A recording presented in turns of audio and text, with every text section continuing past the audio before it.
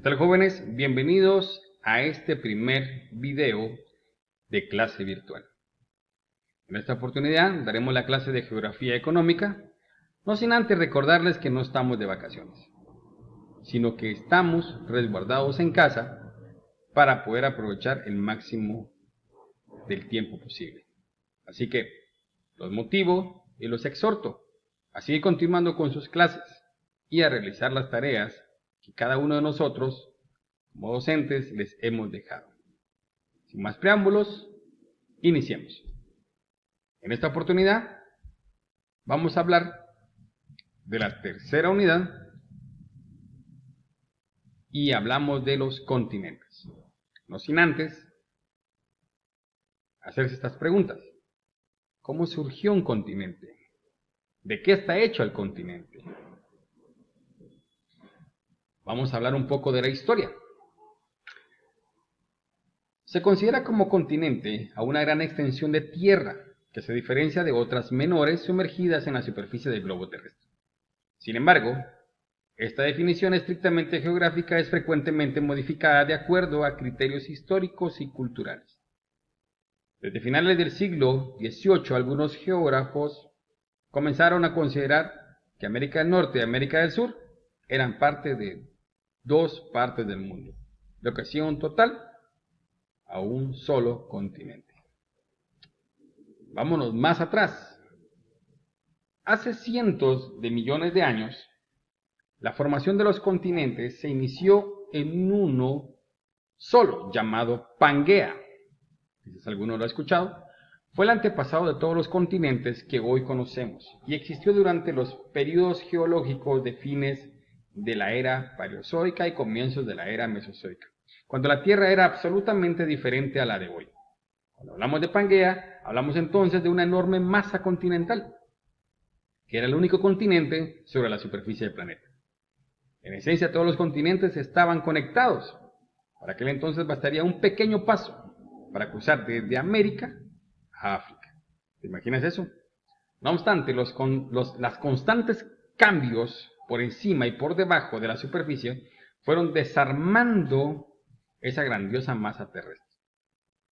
De acuerdo a la teoría de placas tectónicas, las características en la formación de las superficies terrestres, desde la más profunda fosa oceánica a la más inmensa montaña, son explicadas por el movimiento de las placas tectónicas. La misma señala así que la capa externa de la Tierra se divide en varias secciones o placas que se deslizan sobre el manto del planeta, que se encuentran externas al núcleo y que son más sólidas, recibiendo el nombre de litosfera. Esta teoría fue desarrollada a lo largo del siglo XX, postulada por el científico, meteorólogo y geofísico alemán Alfred Wegener en el año de 1912. Sin embargo, la teoría no encontraba respuesta a la interrogante sobre por qué los continentes efectivamente se movían. Hoy, gracias a su legado, la teoría de las placas tectónicas nos acerca una respuesta. Una de las modificaciones teóricas de las que hablamos se refiere a la litosfera, capa sólida más externa de la Tierra. Se supo que en la realidad la litosfera contacta con material menos sólido, generándose fisuras y separaciones en placas separadas. Aquí podemos ver en la imagen el manto oceánico, aquí las partes sólidas, aquí donde hay material menos sólido, generando fisuras y separaciones en placas. Hoy sabemos que existen más de 28 placas en total, pero son 9 las más grandes e importantes, y 6 de ellas reciben nombre por los continentes incrustados en ellas. Estas 6 placas son las de América del Norte, América del Sur, Eurasia, África, Indo-Australiana y Antártida. Todo esto también tiene mucho que ver con el movimiento de esos fragmentos y, entre otras, las erupciones volcánicas, los sismos, los terremotos. Entonces, básicamente una placa tectónica o placa de litosfera es un gran bloque sólido de roca tierra, minerales y muchos otros materiales de la naturaleza que se mueven y que le dan forma a la tierra. Interesante, ¿no es así? Les voy a enseñar una imagen de cómo Pangea en aquellos años estaba formada. Y aquí fue donde nace la teoría, que se formaba como un rompecabezas. Y fueron a través de los años y millones de años que los continentes fueron tomando forma hasta hoy en día. Entonces, los continentes son los siguientes: América, Europa, Asia, África, Oceanía y por último, en la parte de aquí abajo, tenemos Antártida. Es así como ellos también están cubiertos por este manto oceánico, donde, si observamos el planeta Tierra desde el espacio, distinguiríamos la superficie que ocupan los continentes y los océanos en la Tierra. Los océanos cubren el 71% de la superficie terrestre, los continentes únicamente el 29%. La Tierra está formada por esos 6 continentes, separados por 5 océanos, de los cuales la mayor parte de los continentes se sitúan o comparten parte del hemisferio norte. Veamos cómo están divididos los océanos porcentualmente con los continentes. Como podemos observar, el océano Pacífico es el mayor, que ocupa el 32%, siguiéndole el océano Atlántico, luego el océano Índico. Asimismo lo vamos a ver aquí, cómo está rodeado cada continente. El océano Pacífico. El océano Pacífico es el mayor de los océanos y se extiende por los 2 hemisferios. Baña las costas de América, Asia y Oceanía. El océano Ártico es el más pequeño de todos los océanos. Se localiza en el norte de América, Europa y Asia. El océano Atlántico es el segundo océano más grande. Se extiende desde el norte hacia el sur de América, Europa y África. El océano Índico es el tercero, más extenso. La mayor parte se localiza en el hemisferio sur, entre Asia, África y Oceanía. Y por último, tenemos el océano Antártico. Está en el hemisferio sur, por su tamaño ocupa el 4º lugar. Vamos a hablar del primer continente de América. Dependiendo del tiempo, llegaremos al segundo continente. América está bañada por los 2 grandes océanos, el Pacífico y el Atlántico.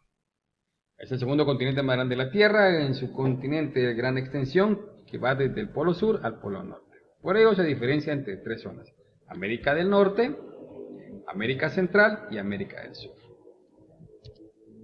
Hablemos de América del Norte. Sus características: la mayoría de islas se sitúan en el norte y centro del continente, sus elevaciones montañosas y extensos llanos, ejemplo los Grandes Llanos y los Apalaches. Es uno de los principales centros de la producción agrícola en el mundo.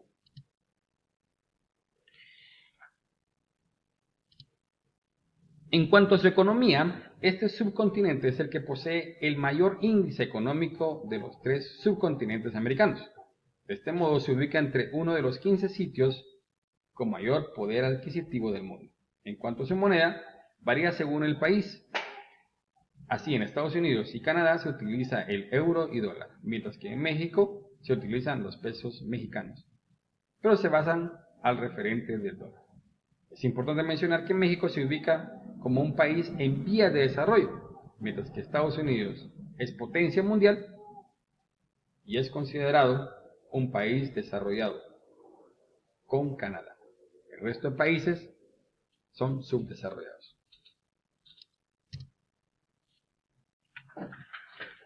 América del Norte habita el 7% de la población mundial.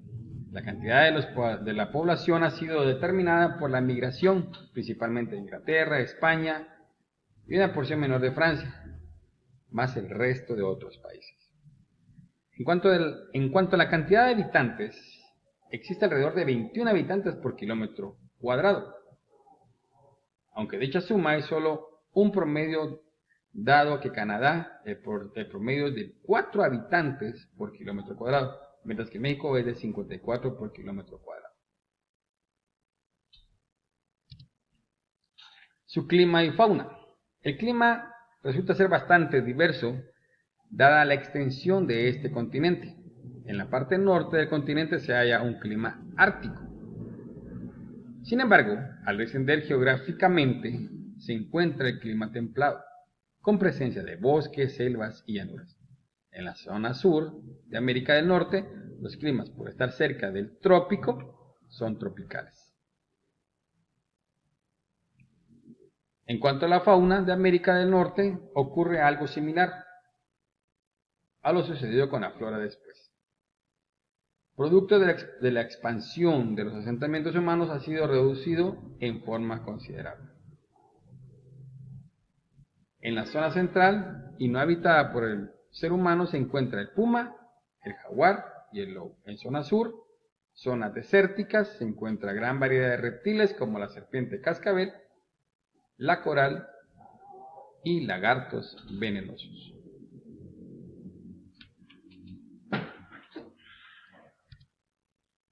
Veamos América del Sur. En relieve tenemos los Andes y las cordilleras más largas, que es la más larga del mundo.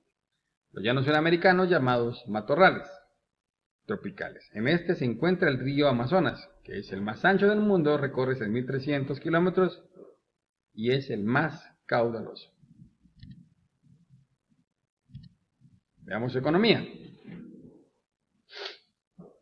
América del Sur ha sido una región relativamente inestable en diversos aspectos, entre ellos las políticas económicas aplicadas por sus países. Sin embargo, en los últimos años se ha conseguido un progreso bastante importante, que ha colocado a varios países de la región entre las economías con ingresos elevados del mundo. Actualmente hay 3 tendencias económicas en el continente: países capitalistas, con economías abiertas; países con economías mixtas, más inclinadas hacia la socialdemocracia; y por último, países con economías semicerradas.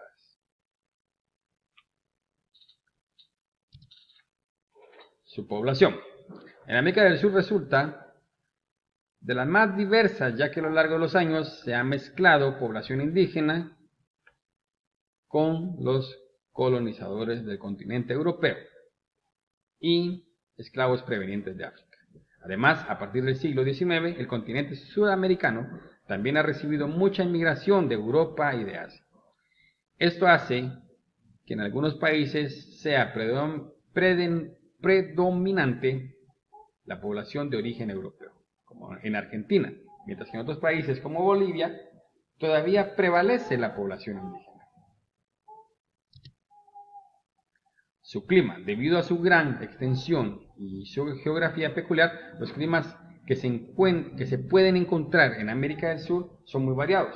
Hay zonas cercanas al Ecuador y tropicales donde dominan los climas tropicales cálidos. Zonas más templadas pasadas el trópico de Capricornio y climas polares. En el extremo del sur, además, la presencia de los Andes provoca grandes diferencias de temperatura según la altitud. América del Sur contiene algunos de los parajes naturales más espectaculares y diversos que se pueden encontrar en todo el mundo. El desierto Atacama es el más árido del mundo. Salazar de Uyuni es el desierto de sal más grande. Las cataratas de Iguazú contienen más de 250 saltos. Las islas Galápagos tienen una flora y fauna única en el mundo. Y las selvas amazónicas, que es el bosque tropical más extenso y con mayor biodiversidad del planeta. Especies vegetales y animales que viven en un espacio determinado.